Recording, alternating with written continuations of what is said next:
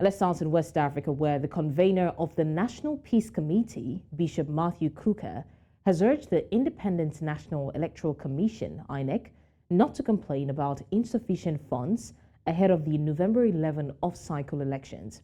Now, he said substantial funds have been budgeted for the elections and INEC should not be experiencing resource insufficiency. The bishop said Nigeria must take full responsibility for how these processes are conducted. Kukah, however, maintained that Nigerians must take full responsibility for how electoral processes are done, while INEC must reach a point where it is not anxious at every election season. The cleric also called on stakeholders to focus on national issues and the improvement of public institutions in the country in light of the 2023 electoral process.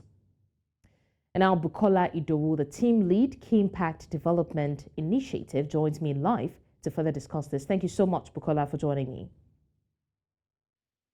Thank you for having me. It's a pleasure.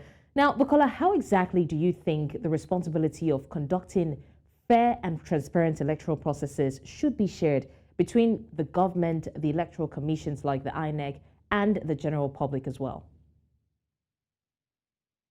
So I think the first thing we need to begin to look at is in terms of electoral funding, which is happen to be with the budget of INEC. So what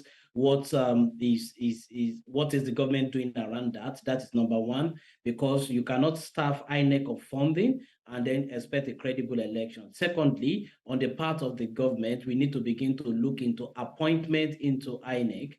And we already have a defective process of selecting people into INEC. And I keep giving this example that you have a player who is also the one choosing who is going to be the referee, and that is not really the right process as it should be. And what do I mean? You see, you still have the president who is a member of a political party, and is also the one that is going to appoint the INEC chairman, then the regs, the national commissioners. So that kind of process need to be looked into for us to have free, fair, and credible election. And that is just on the part of the government. So in terms of appointment, let me also say that we need to begin to, the government need to begin to look into the constitution and follow the constitution in total. What do I mean by that? Is that the constitution says the people that have to be in INEC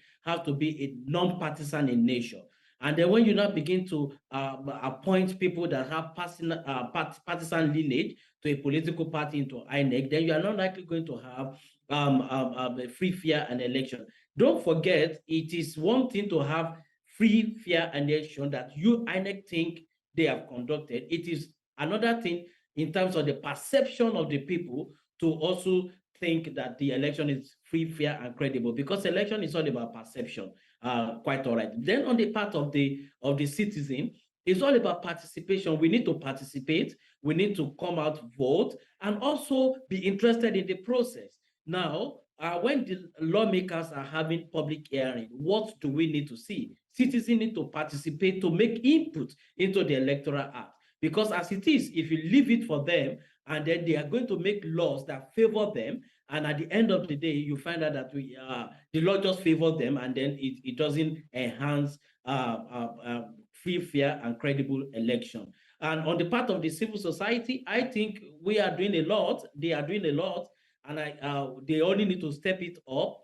And because it's just what we are doing presently is to support this institution, the government institution, INEC institution, as for instance, you see voter education, you see technical support being provided by civil society to INEC, and we need to step that up. I agree, most especially in terms of civic and voter education. So, but if you permit me, the responsibility of the responsibility of free, fair, credible election lies within the government, the INEC, the civil society, and also the media. Right, Bukola, apologies. Let me just quickly Let me just quickly ask this now. Talking about stepping up, right? How exactly can we, when it comes to resource insufficiency, a lot of times that's the excuse that is given in electoral matters. How can we address this to ensure that electoral commissions like INEC have the necessary funds, the necessary resources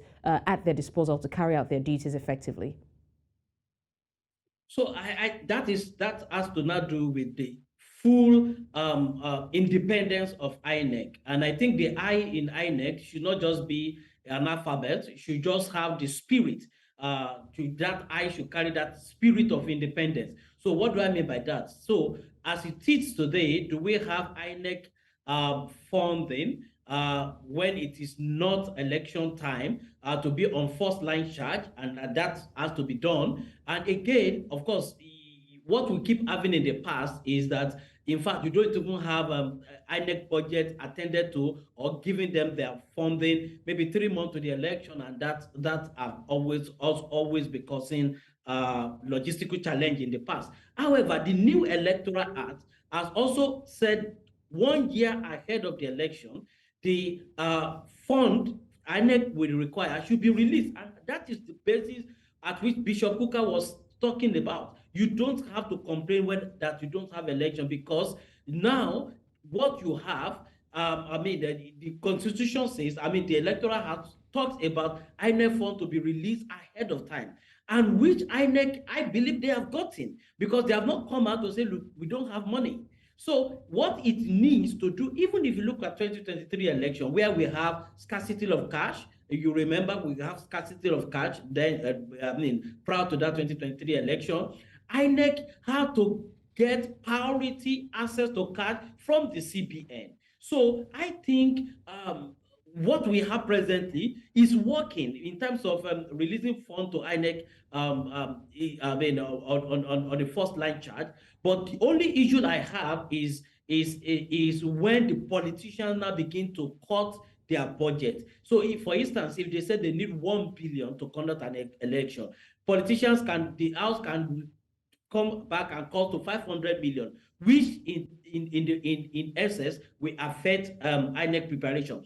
The second thing that always affects INEC preparation, and that is the downside of releasing funds ahead, 1 year ahead, is inflation. For instance, whatever INEC is costing, 6 months ago, let me put 6 months ago, it's not going to be the same.